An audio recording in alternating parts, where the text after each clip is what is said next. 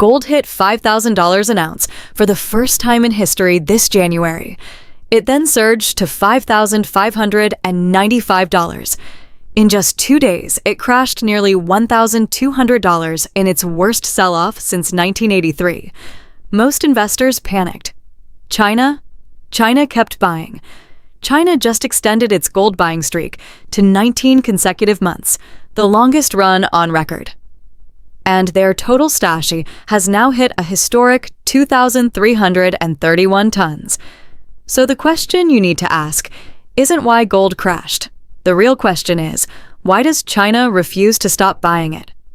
Stay with me, because the answer tells you exactly where gold is going next. China's central bank, the People's Bank of China, has purchased gold every month since late 2024.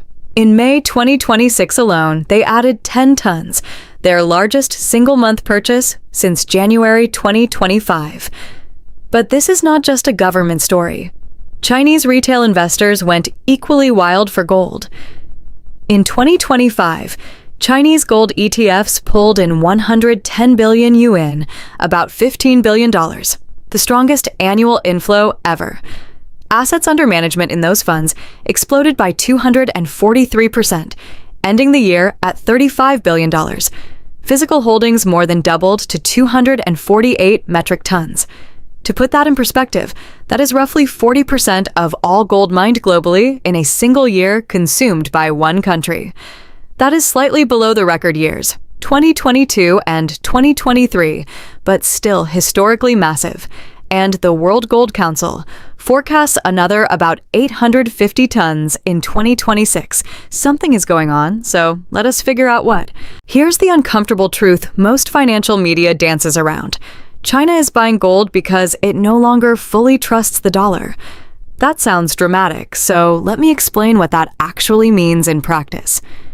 When the US and its allies froze roughly $300 billion in Russian central bank assets in 2022 following the Ukraine invasion, every country on Earth, friend and rival alike, got the same memo. Your dollar reserves can be turned off. For China, which has trillions in dollar-denominated assets and ongoing tensions with the US over Taiwan, trade, and technology, that moment accelerated a strategic shift that had already been underway. Gold can't be frozen. It can't be sanctioned. It doesn't depend on a counterparty. It doesn't run on SWIFT. China's official gold holdings now represent more than 9% of its total foreign exchange reserves, and that share is rising. China's outbound direct investment hit a record $174 billion in 2025. A sturdier, gold-backed reserve base makes that global capital deployment far less vulnerable to geopolitical shocks. But there's also a domestic angle. China's economy has faced real headwinds, including a property sector crisis, deflationary pressure, and high youth unemployment. When citizens lose faith in local assets, they historically turn to gold. The Chinese government's visible, publicized gold purchases have encouraged retail participation. That created a powerful feedback loop between state and citizen demand. U.S. tariffs on Chinese goods created uncertainty across industries during the trade war. Businesses and households moved wealth into something that could not be devalued by a tweet or a tariff announcement. China's record gold buying is not just an investment, it is a geopolitical hedge, a domestic confidence signal, and a long-term bet against dollar dominance all at once. And here's what makes this even more significant. China isn't alone. Poland added over 80 tons to its gold reserves in 2025, making it one of the biggest buyers on Earth. Kazakhstan, Brazil, Indonesia, and Malaysia all ramped up purchases. The World Gold Council noted something remarkable. Entirely new central banks, institutions that hadn't bought gold in years or even decades, quietly re-entered the market. This isn't a China story. It's a global story about what central banks do when they start questioning the foundations of the post-$1,971 system. For 50 years, the world ran on dollar hegemony. U.S. Treasuries were the risk-free asset. Gold was a relic. That consensus is cracking. When the institutions that create money start loading up on gold instead of government bonds, that's a signal worth paying attention to. Let me give you the real picture. both the bull case and the bear case, because anyone who tells you this is simple is selling you something. First, the context. Gold already did something historic in 2026. It broke $5,000 per ounce for the first time ever in January, then hit $5,595 before suffering that violent 2-day correction. Right now, gold is trading in a volatile range, working through technical resistance. Here's what Wall Street's biggest desks are saying.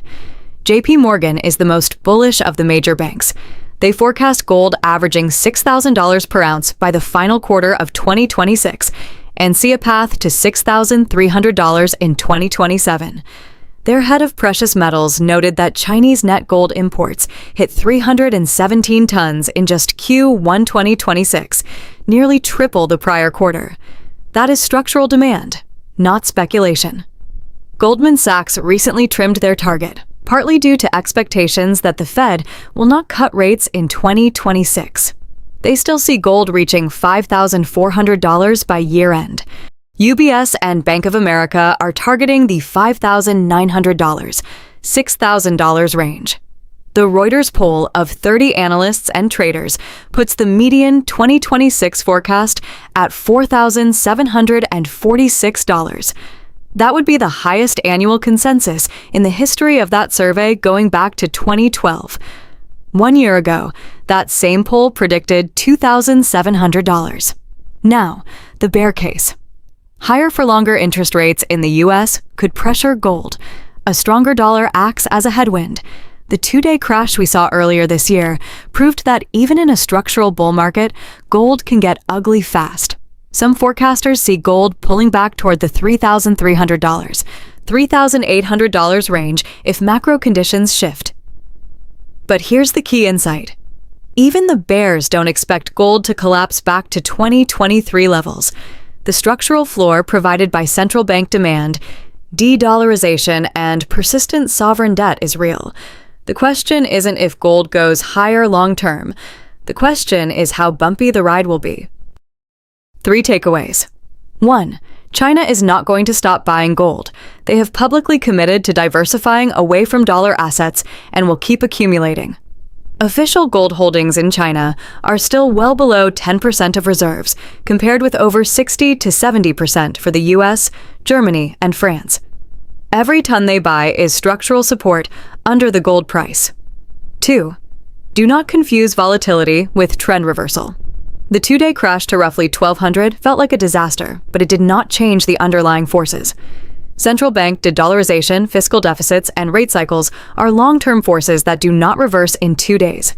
Volatility is the price of admission to a bull market. 3. Size your position accordingly. Gold is not a get-rich-quick trade. It is portfolio insurance. Most serious analysts suggest between 5 and 15% of a portfolio in precious metals as a hedge. More than that, you are speculating, and less, and you might as well not bother.